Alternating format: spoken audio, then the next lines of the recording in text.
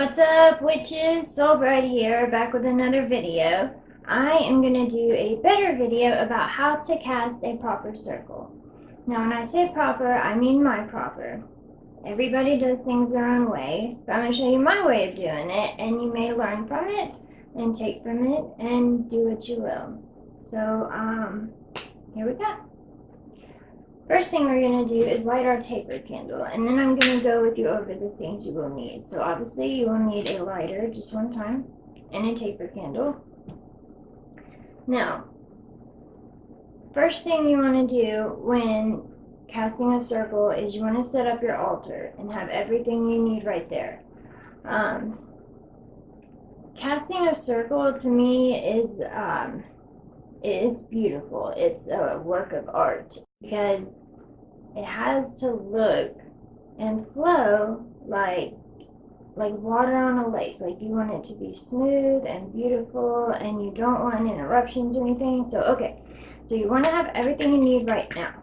So let me go over the things that you need. Number one, you need your altar. Here's my altar, and I have here my pentagram right here, and he's inside my little smudge and incense bowl. I have my taper candle that I will use to light my other candles. These are my elemental candles, and this is how we're going to call the elements, which is the main part of casting your circle. So you have air, yellow in the east, fire, red in the south, water, blue in the west, earth, green in the north, purple, spirit, center, most important. So you have those 5 candles. You will need your wand or athame. I have an athame, but I did not bring it with me. So this is the wand that I choose to use. This one has been made specifically for me and somewhat by me. If you want more details about that, I have a video about wands, and you can check that out on my channel. Okay, so once you've declared your sacred space, we're going to declare it, okay? So we're going to start with air. You always start with air and go docile or clockwise to cast your circle. So first I'm going to do air in the east. And for ritual purposes, and I think it is proper, I'm going to do north, south, east, north, south, east, and west, so that it's plain enough for everybody to understand. So air in the east, right there. And set the lid beside it, because that's going to hold our elemental object. And then fire goes in the south. So it should go behind me, but for video purposes, I'm going to put it right here so you all can see it. And water in the west, right here. With its lid beside it, because that's going to hold its elemental object. And then green for earth in the north, and I'm hoping you guys can still see that, and that's there. And my spirit, always in the center, stays right here in the center of my altar. Now, you've got that ready. So what you want to do now is to cleanse your sacred space. You want to cleanse the space of your circle. And also smudging yourself at this point would be a really good idea, because you're going to do all of this before you do any of your magical workings. So you need your mind, body, and soul to be prepared. So you'll want to smudge, and then smudge your area. And there are 3 different ways that I can show you about doing that. One way is to use a smudge stick. You know, the big smudge sticks you can buy and smudge around, you all know. That's the main way to do it. Another way to do it is with, you use it as an incense. So what I like to do is I take my little incense bowl. I don't know how well you can see that, but it's just a little copper bowl. Has the goddess symbol on it with a pentagram. And so you just, you take some charcoal. I have broken up bits of charcoal in here, because you can buy the little discs of self-lighting charcoal, and those are great. That's actually what this is, but I break it up because a whole one, it kind of takes a while to get lit, and then it burns for a long time, and you don't necessarily need all that time unless you're performing a huge rite, which is, you know, to each his own. But to me, I want to keep it short and simple sometimes. So I'll just take my charcoal and I'll fill my little incense bowl. And once I get that lit,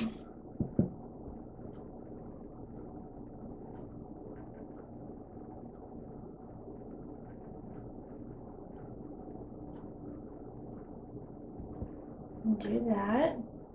Now, the reason why I used that taper candle just now and not a lighter is because, like I was saying about a circle wanting to go smoothly and beautifully, you don't want to have to stop at each element and light the candle and have to like put your wand down and get your lighter out or fool around with matches or anything, because that's just not attractive.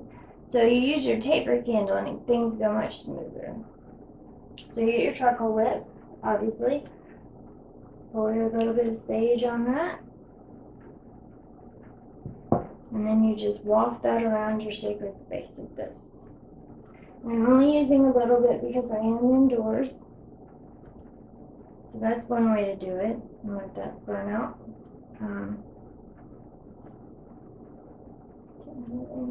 Put that out because, like I said, I am indoors.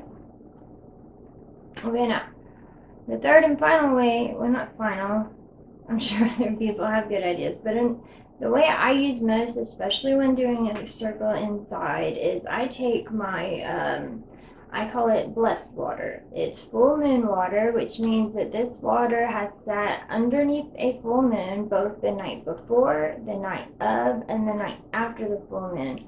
So it's very, very charged with lunar energy.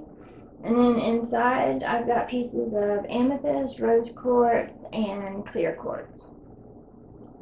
And yes, so I also added the lavender essential oils to give a little bit of a smell, and lavender is something that's special to me and it reflects my spirit, so I do add it to almost anything, so to have my circle smell good and you be cleansed, because that's what blessed water does, you can do this. So no fire needed for this, and you're cleansed. And then sometimes I'll ring my bell a little bit more.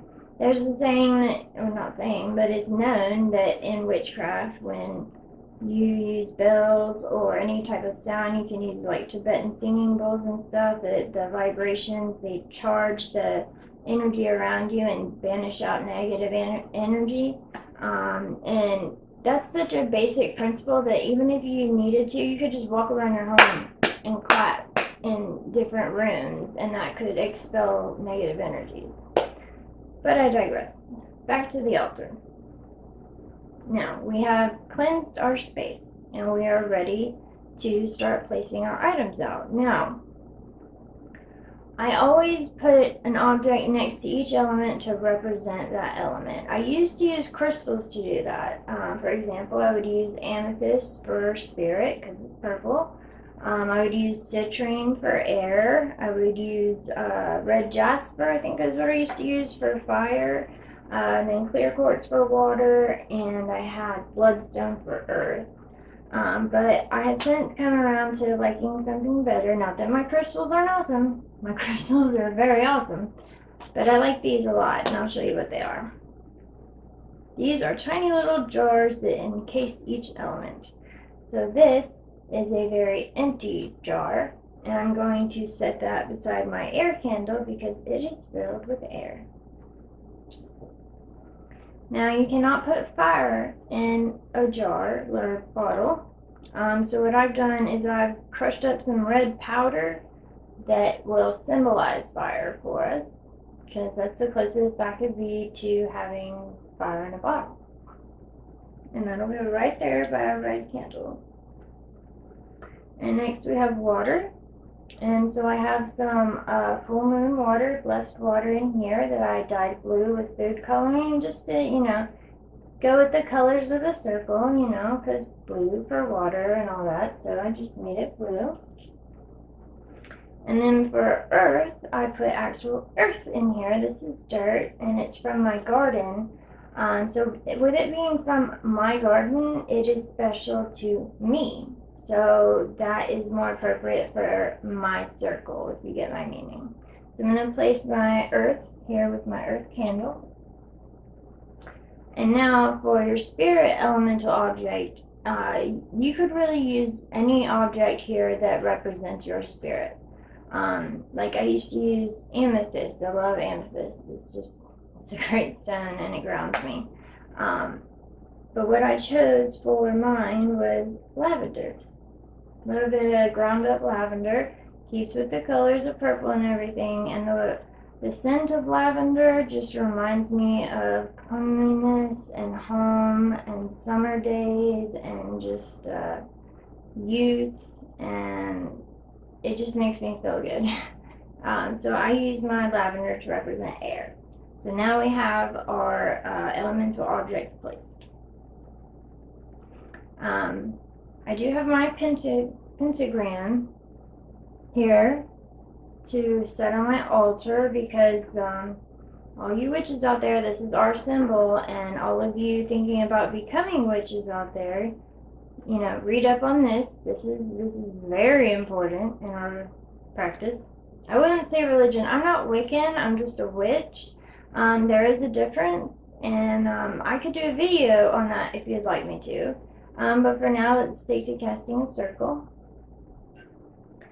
So we've got our elemental object. Now on your altar, you want to have it special to you. So, like I have this is sage and lavender mixed together. So I could have smudged with both of these instead of just the white sage. So that's, you know, another option because, you know, I know I said it's a lot, but you are blessed to be an individual. That's the beauty of witchcraft. You're blessed to be an individual, and you should flaunt that and just make everything you. Your character, your personality, the things you love.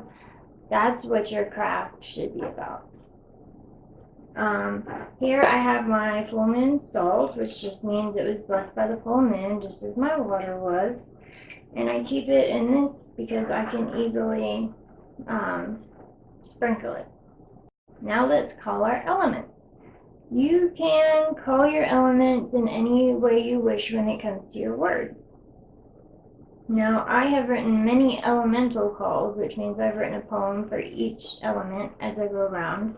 But for time and video's sake, I'm just going to call them as normal, and you can elaborate when you do your circle. So what I'm going to do is I'm going to use my wand, and I'm going to use my taper candle. And what I'm going to do is carry both. So, element air, you're the breath of life. I call you to my circle.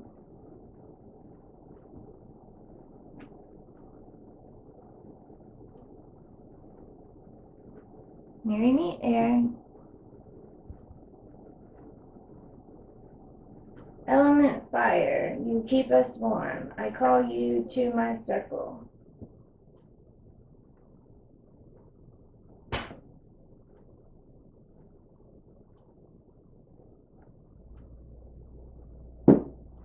Marry me, fire. Element water, you're the gift of life. Please join my circle. And you see, I'm not having to fumble around with matches or light or anything. I've got this prepared and lit. And here we go. There she goes. Sometimes I have a hard time with my water candle because the wick just is being a butt right now. Can't foresee that. I'm not the kind of witch that can see the future. Apologize for the unprofessionalness of this, but I will get back to you. There we go.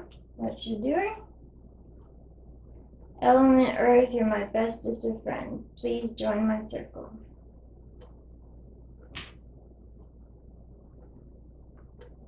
Oh, marry me, water.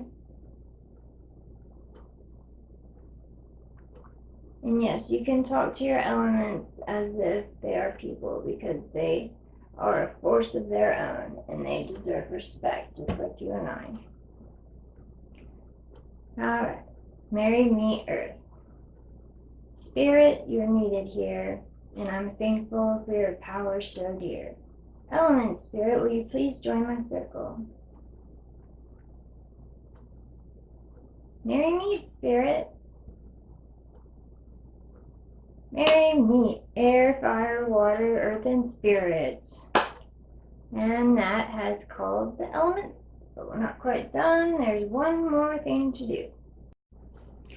Now we will seal our circle with blessed salt like this. We'll just shake it around and circle around us. And as I say, so mote it be. Alright, our circle is cast, and that is the basics of casting a circle. Obviously, you can take that and run with it and do beautiful magical things with it. Or you can keep it simple, or maybe do it even more simpler than I have done here. To each his own. But that is how I do it. If you have any questions or comments, please leave them down below. I would love to answer them. If you like this video, give it a big thumbs up, and if not, I'm sorry. Maybe my videos aren't for you. So thanks for joining in. This has been another episode of Magic with SoulBride. Merry meet, merry part. See you later, witches.